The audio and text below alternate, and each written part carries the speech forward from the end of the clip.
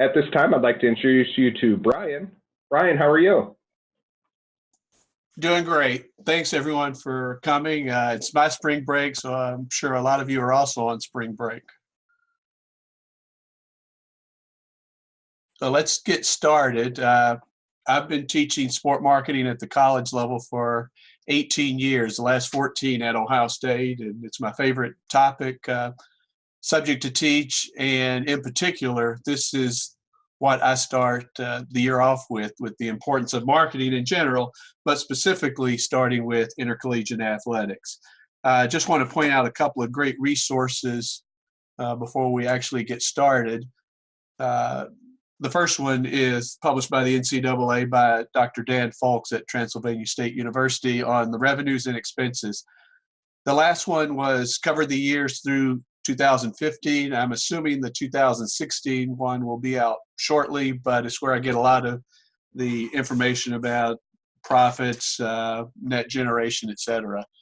The other one is through USA Today. If you go to sports.usatoday.com/NCAA/finances, it gives a list of the finances. They do a great job of keeping up with this information, and you can see this is just a screenshot from the 15-16 finances database. You can see their total revenue, total expenses, allocated, and percent allocated. That's the subsidies. So a great website to keep up with financing in intercollegiate athletics. So the first slide I show of any semester starts with this one. Without institutional support, I asked the class what percent of FBS schools generate a profit, or on the other end, lose money. So I start with this, and that number is 81% of Division I FBS programs lost money in that last report from Dr. Dan Fulks, which means at the time in 2015, there were 128 schools, so only 24 schools showed a profit, and that median net revenue was $6.4 million. At this point, we also talk about why median is probably a better stat to use here, because it accounts for outliers. With only 24 schools showing a profit, that means 104 schools lost money in that last report, and their median net revenue was a negative $15.6 million. Diving a little bit deeper, you can see the average positive generated net revenue. This is from the NCAA. That number above on the lines shows a pretty consistent number of how many schools generated a positive net revenue.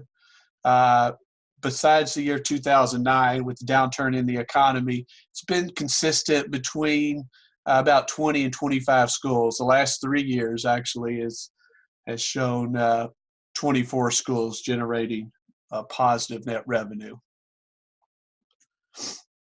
Breaking it down into autonomy, or the Power 5 versus the non-Power 5, you can take a look at this. These are the median revenues and expenses for Division I. It's important to note that none of the non-autonomy group generated a profit. And also talk a little bit about, this is FBS. Well, this is the difference between autonomy and non-autonomy, but we also talk about FCS and Division I without football, and give some of those numbers in class. Then we look at specific sports. At the FBS Division I football, I asked the class, how many do you think generated a profit? And with football, 55% of FBS schools showed a profit. We get into men's basketball, and the first question I'll ask here is the number higher or lower for men's basketball? And so we get a pretty even debate, and we talk about why more schools might generate a profit in basketball over football, or vice versa.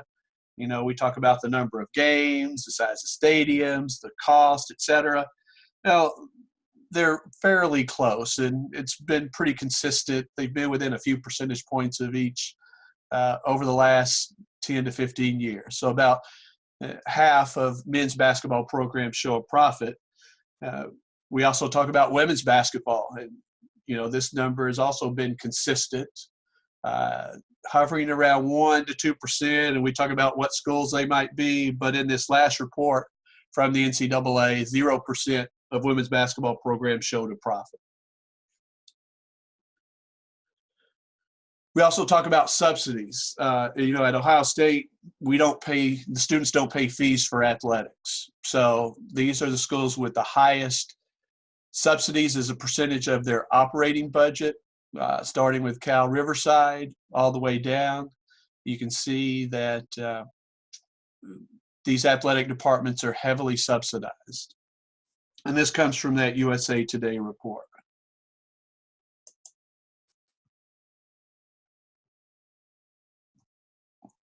Excuse me,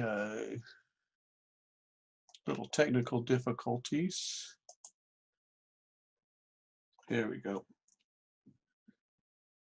Sorry about that. Then we talk about attendance, college football, this past season, 2017, and we talk about the consistency in teams. You can see from last year's rankings, not a whole lot of difference between their ranking in 2017 and 2016.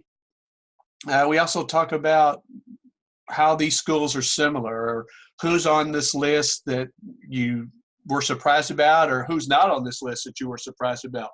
But the main thing, if you look at that last column, the percent change, or percent and number change from 2016 to 2017, there's not a whole lot of change, with few exceptions. There's everybody is within about 6 to 8% of where they were the previous year, but more schools are probably losing attendance. A report just came out within the last couple of weeks about the decline in attendance. And you can see from 1982 until this past season, what's important to note here is since 2013, attendance has dropped every year. And in particular, this last drop was the second largest in history. About a 3.25% drop. About 1,400 fewer fans watched or attended college football games in 2017 as opposed to 2016. The second lowest or largest drops, just behind the 83 attendance.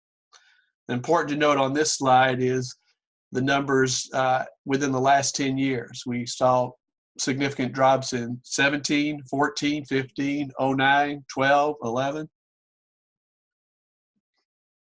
We also look at college basketball attendance. And again, similar to college football, not a lot of changes. Creighton, for some reason, had a huge increase in attendance, about 1,500 fans. But besides that, most are, again, within 1 to 2, 3, 4% change.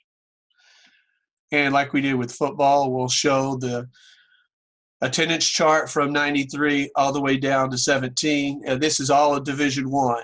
So you'll see some lower numbers. But college basketball has dropped as far as attendance every year from 2008 through this past season. I also talk about women's basketball. And here, women's college basketball has hovered between 1,500 and 1,700 over the last 15, 16 years. So pretty consistent. They actually haven't seen the drop that men's basketball and football has shown over the last several years. So what does all this mean? And we have a long discussion in class about the importance of marketing, in particular revenue generation. A lot of our students want to work in college athletics. Well, it's important to see these trends with revenue generation.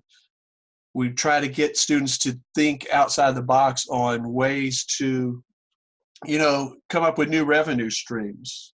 And hopefully our book, Marketing for Sport Business Success, can help with this.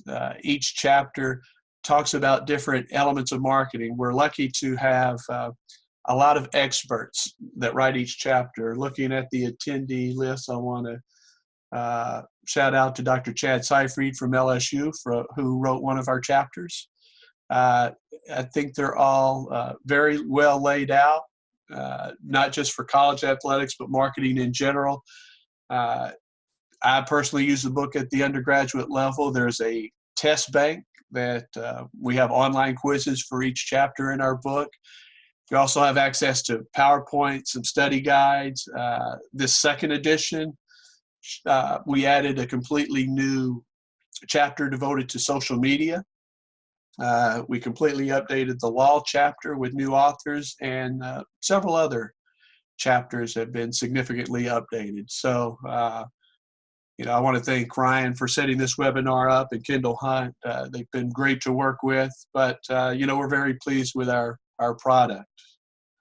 So I want to talk a little bit I want to leave plenty of time for question and answers, but I want to talk about a few assignments that I use in sport marketing and have used over the years.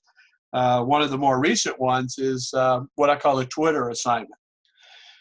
Sometimes students aren't willing to speak up in class, so marketing is a great topic to teach because it changes daily. So what I do is have the students post something on Twitter using the hashtag for our class number. And in my case, the undergraduate number is KNSISM 4509. So I have them use that hashtag at the beginning of every class. I'll pull that up and look at what students have posted, and it'll start a discussion. This was a screenshot just from a couple of days ago. Obviously, with March Madness starting, a couple posted about the NCAA and the revenue, their TV deals. Obviously, last week we talked a little bit about the Clippers and Dallas Mavericks signing jersey deals. So this is a great way to get classes started, discussions started on topics that are relevant, and it gets the students, involved. They don't have to, talk personally about a topic. They can post it. I might call on them and ask their thoughts on it, but this is a great way, I think, to start class discussions. I've been doing it for about the last 3 years, and we take the first 5 or 10 minutes of every class when possible and use this as a basis to start our class discussions.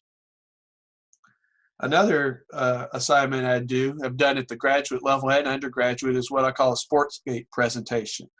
If you're familiar with the Sportscape, it evaluates areas such as parking, signage within the stadium, seating comfort, scoreboard quality, etc. So I have them go out in groups of 4 to 5, attend any sporting event. Some do on campus. We have a Columbus Blue Jackets here in town, Columbus Crew, Columbus Clippers, our minor league team, so they can go to any sporting event they want. I want them to take pictures of each of the 10 Sportscape factors and then provide a score for that, from 1 to 10. They write a short paragraph explaining why they gave each score. They present it in front of the class with suggestions for improvements. So really looking at the marketing aspect. Are there things they could do marketing-wise to improve that experience? I've also done, I don't have a slide for it, but case studies are great in marketing. There's some general sport marketing case studies available in a couple of different books, and there is the journal for case studies in sport management. These are all great. At the undergraduate level, we do a project where we develop a promotional plan for a Major League Baseball team. And I don't let them choose any team. I have them select from a group that is near the bottom of the Major League Baseball standings. And so they're on a limited budget, but they have to promote a certain number of games. And we talk about, well, which game should you promote out of the 81? It's a great fictitious kind of case study, but they're not actually doing. So at the graduate level, the last 4 or 5 years, I've worked with our athletic department and coming up with a couple of projects. Luckily, we have a great relationship, and one of the associate athletic directors came up to me about 4 summers ago and talked about improving attendance for both our men's and women's ice hockey teams. Our women's ice hockey team made the Frozen Four. They'll be playing in their first Frozen Four here coming up. Our men are playing in the Big Ten championship game against Notre Dame. So they've had success on the ice, but attendance hasn't been tremendous. So this first project we started was we had 4 groups. Each of the groups were promoted one men's ice hockey game where the focus was on student attendance, and one women's ice hockey game where the focus was on general attendance. And the reason for that is there is no charge for anyone for our women's ice hockey. The games are free. For the men's ice hockey, students get in free, but the general public has to pay. It was a larger class, my largest graduate class I've had in sport marketing, where we had 32 students. So it ended up being fairly large groups. And you can see the focus was on 2 areas. Developing the marketing plan. They had to present this before these games started, and then they actually worked the game. So the in-game environment. They developed scripts, their promotions, etc., attending the game and executing the promotions. And I actually attended all these and was an observer for these 8 different games, 4 men's and 4 women's ice hockey games. So, and it was a contest. The associate athletic director gave the winning group, the group we thought that did the best job of developing the plan and executing the plan, they got a suite at one of our men's ice hockey games later. So the winning group, I have their slides. We'll just go through them fairly quickly, but just to give you an idea of what this marketing plan looked like.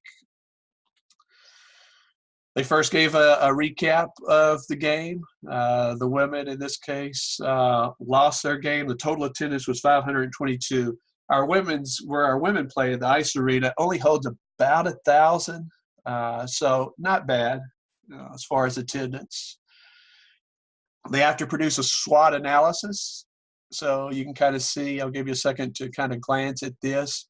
This one was kind of unusual because it was on a football game day, and the ice arena is directly across from our football stadium. And like a lot of colleges, people come early and tailgate, and they got quite a few people to come in that were just walking around. It was free, and they had a great prize.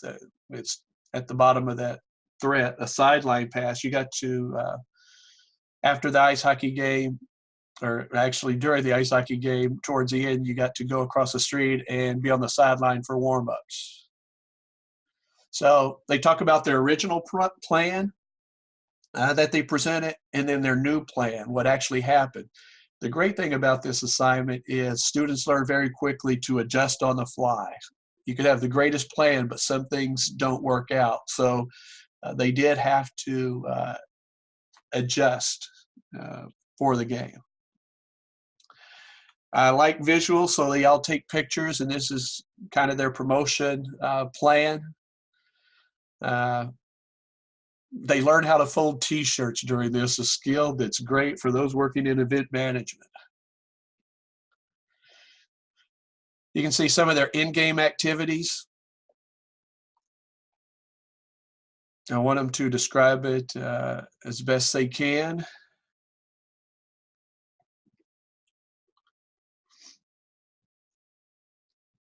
Skull Session is kind of our pep rally. It is in St. John Arena, which is connected to the ice arena. So anywhere from 10 to 15,000 people will show up for Skull Session. So they tried to get people to come in with that incentive of having the sideline pass. And as you can see, a family of 4 won that sideline pass to the game. And obviously it's a great experience being on the sideline for a big college football game. And these are particularly important. They're recommendations. After they've done the activity, what stands out.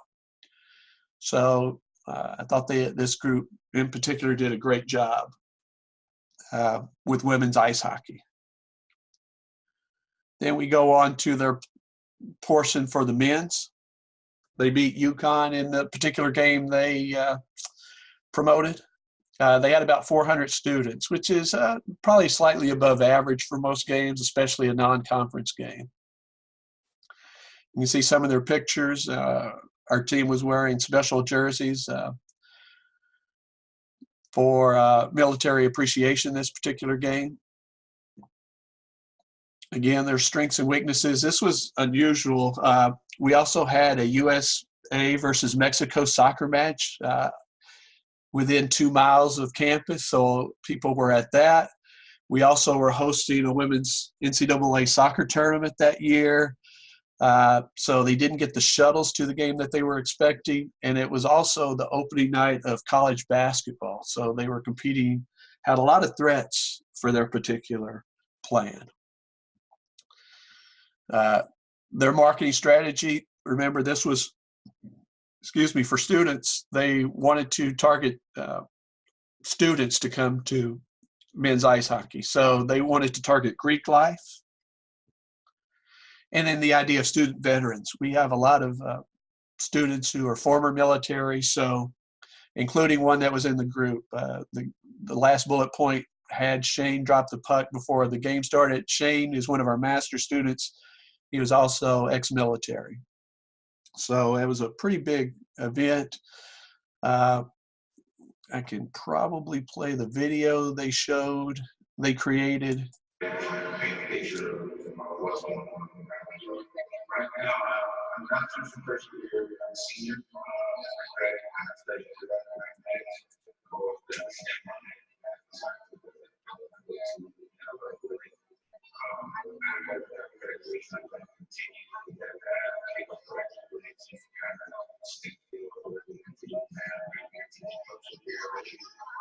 for me, it's time to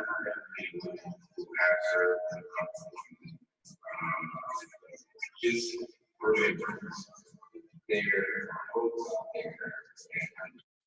not the best quality, but I think you get the idea. They helped create that video along with our video production group. They honored some military out on the ice during the game. Some of their promotions and giveaways. They had a hashtag Friday night at the shot where people could win different items. And that last one, knocker ball. If you haven't seen knocker ball, I'll kind of show you this.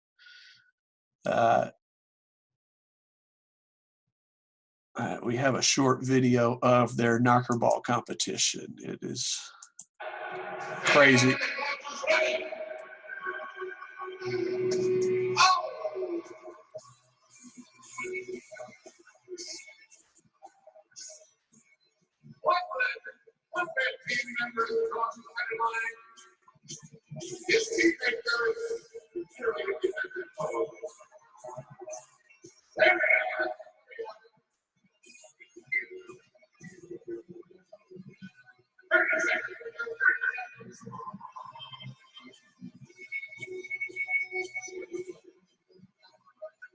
So you get an idea of what knocker ball is. I had a great time with that. They talked about kind of summarizing. They really had a hard time with Greek life.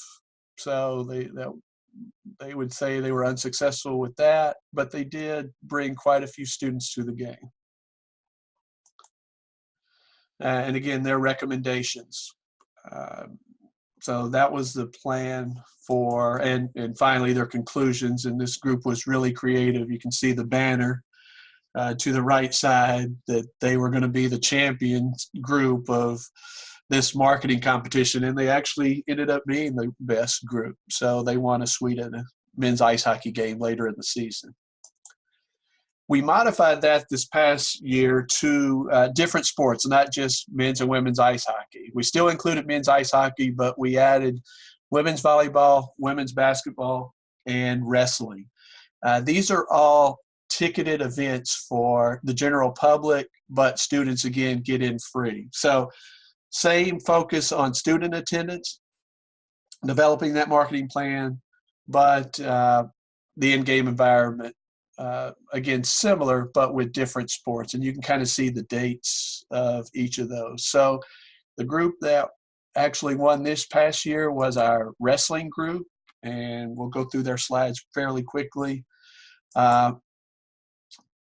This was kind of their original plan, some ideas. They were going to bring a sumo wrestler to a few different classes, and, it just didn't work out with that wandering sumo. So they wanted a full brunch, didn't happen. These were the original plans, but this is what did happen. They did have a sumo match out, and this was a year they dropped a banner for a championship for wrestling. Their idea of taking pics was great. It showed what they did, starting with the banner drop. They dropped the banner for the Big Ten Championship in 2017. There was a meet and greet afterwards. This young man was actually part of the group, and he's also on our wrestling team, Nate Tomasello, who will be wrestling at the NCAA Championships this week in Cleveland. They set a kind of a brunch, so there were some donuts, bagels, I think, and coffee. So not a full brunch that they were hoping for. It was a fairly early match. I believe it might have started at 11 or noon. So their idea was to have a brunch. They did a halftime sumo. They had a couple of people dress up in the sumo outfits. And then they did have a good increase, 124% versus a similar non-conference opponent the previous year. Also an increase over the same time frame versus Illinois. And then I like them to reflect on everything. And so in hindsight, they talked about needing to communicate more and take the initiative, ask questions along the way, and really enjoy the chaos. For most of them, this was their first time working a college sporting event. So it was a great experience for them. Well, that kind of ends my portion of the PowerPoint slides. I wanted to leave plenty of time for questions that you may have, but I'd be happy to answer anything that you may have. So, are there questions? Thanks a lot, Brian. Yep. I do have a couple questions, and please keep sending them in as well. One question is, how important is this class for preparing students for whether it be internships or jobs? Yeah, absolutely. I think going back to one of my original points, at any level, it's about revenue generation. So we talk about different ways that you can generate revenue. We focused a little bit today on college athletics, but the same thing is the case at professional sports, and it's even getting to a point at high school sports and youth sports. So the idea of revenue generation is extremely important. If you can generate revenue, the old adage is, in sports, you'll have a job. What's the students' response has been to this? The hockey game campaign. How have they enjoyed that? Yeah, I'm not sure if I mentioned this. I think I did, but this was at the graduate level. So the graduate level to me is a lot more project-based. So I'm always impressed. They really take this and run with it. They're creative. We have a meeting presentation in front of our athletic fan experience department before we actually do it. So they come up with the ideas, and if it's too outlandish, the fan experience will say, no, we just can't do that. But I want them to be creative. So they come up with these ideas. Sometimes they're not able to implement them. One of the issues is we're under a pretty strict timeline. You saw a lot of the games were in October. With us starting school in late August, there's not a lot of time to plan and implement. So I guess that's probably one of the biggest challenges. But overall, I've had no complaints from the graduate students about this. They really love getting involved, working events. They're really employees that particular game they're promoting. Great. Another question. What type of guest speakers do you bring in? Do you bring in representatives from high school, college, recreation? Great question. And I try to vary it. This past year, our athletic department, especially football, they have a great social media department. I really wanted to emphasize social media, so I brought in some experts from our athletic department to talk about what they do. Making the highlight videos that you see before every football game, just to give the students an idea about that. This year, I also, excuse me, brought someone in from IMG College who does the marketing for Ohio State sports, and they have clients throughout the country. I also brought in our sports commission. We're hosting the women's Final Four in Columbus, in a few weeks. So we brought them in, talk about getting events to your city. Usually bring somebody in from one of our professional teams also. So I try to vary it as much as possible. The head of our alumni association is a former chief revenue officer for the Atlanta Falcons. He's a great resource to talk about professional sports and what they did with the Falcons. So I try to vary it, but a lot of industry professionals. I haven't brought anybody in from the high school level, but it's something, to consider. How are the grades given? For instance, that ice hockey campaign. Yeah, great question. And I would never grade them based on how many people showed up. There's 4, excuse me. Every game has its own issues. Some games, more students are just willing to attend. So it's not based on attendance. It's really about their plans. And I'll develop a rubric evaluating each portion of their plan. And, we want them to go to, excuse me. We want them to go to the game, but some of them, because of their jobs, just can't show up to the event. We always have at least 2 to 3 members from each group, but if somebody misses, I'm not going to count off for that. So it's really about developing their plan and implementing it. And, the group that's chosen the best, the one that has the best plan, will get an A, and they'll get the use of a suite at one of the events. That's great.